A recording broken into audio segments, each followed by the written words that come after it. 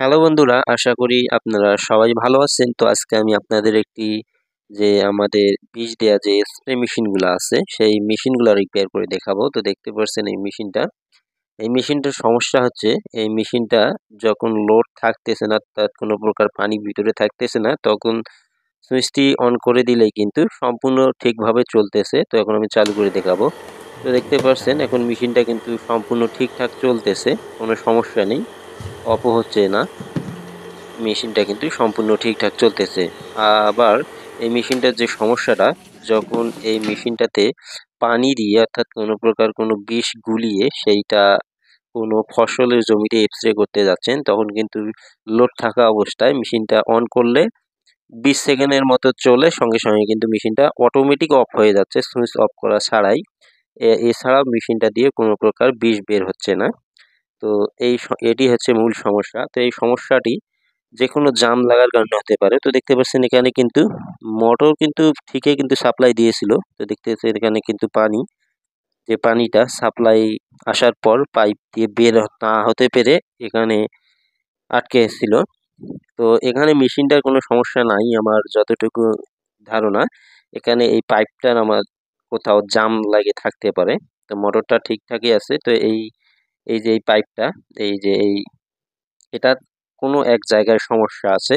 তো এই সমস্যাটা যখন হবে তখন আপনারা আগে চেক করে নিবেন যে কোথাও ময়লা ঢুকে জাম লেগে গেছে কিনা। এই জিনিসটা আগে সর্বপ্রথম চেক করবেন। আগে এই পাইপটা চেক করে নিবেন।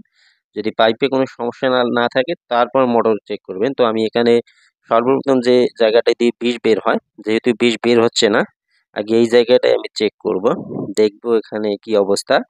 তো যখন লোড অবস্থায় থাকে, বিষ বের না হতে পারলে কিন্তু মোটর অটোমেটিক বন্ধ হয়ে যাবে মোটরটি। তো দেখতে পাচ্ছেন এই জায়গাটায় দেখতে পাচ্ছেন কতগুলো ময়লা, একদম জাম লেগে গেছে।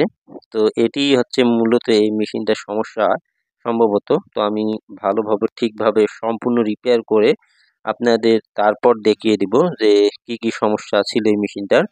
তো এটা আমি পরিষ্কার করে নিব যে জায়গাটা দিয়ে বিষ বের হয়। তো এখানে সম্পূর্ণ ময়লা দিয়ে জাম লেগেছিল। তো এটা আমি পরিষ্কার করে নিলাম ভালোভাবে, রেখে দিব। এখন আমি পাইপটা ভালোভাবে সম্পূর্ণ পাইপটা চেক করে নিব। তো এটা আমি সম্পূর্ণ চেক করে নিব ভালোভাবে, দেখবো অন্য কোনো জায়গায় ময়লা দিয়ে জাম লাগা আছে কিনা। তো আমার চেক করা শেষ। তো এটারই সমস্যা ছিল সম্ভবত। এখন আমি আবারও এটা সেট করে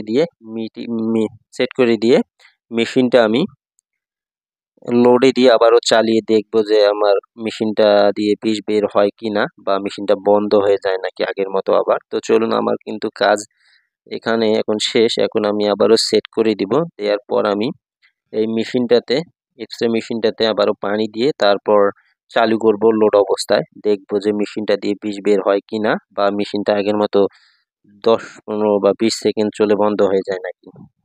তো এর জন্য আমি এখানে এখন লোড দিব পানি দিয়ে, তারপর আমি চালু করব। তো পানি দেওয়া আমার কমপ্লিট। এখন আমি এই মেশিনটা চালু করব। তো এখন আমি সুইচটা দেখতে পাচ্ছেন অন করে দিলাম। তো দেখুন এই মেশিনটা কিন্তু এখন অফ, চালু করে দেওয়ার পরেও অফ অবস্থায় আছে। তো এখন আমি যদি এই সুইচটা অন করে দিই তাহলে মেশিনটা চলবে। তো এই দেখতে পাচ্ছেন মেশিনটা কিন্তু চলতেছে। তো এর আগে যে সমস্যাটাই ছিল, লোড অবস্থায় মেশিনটি চালু করে দিয়েও সুইচটি অন করলেও কিন্তু কোনো প্রকার বিষ বের হয়নি। 10 বা 20 সেকেন্ডের মধ্যে মেশিনটি বন্ধ হয়ে গিয়েছিল। তো মূলত এই যে জায়গাটা দিয়ে বিষ বের হচ্ছে, এই জায়গাটায় ময়লা দিয়ে জাম লাগার কারণে কিন্তু পানিটা সাপ্লাই না হওয়ার কারণে মোটরটি অটোমেটিক বন্ধ হয়ে যেত।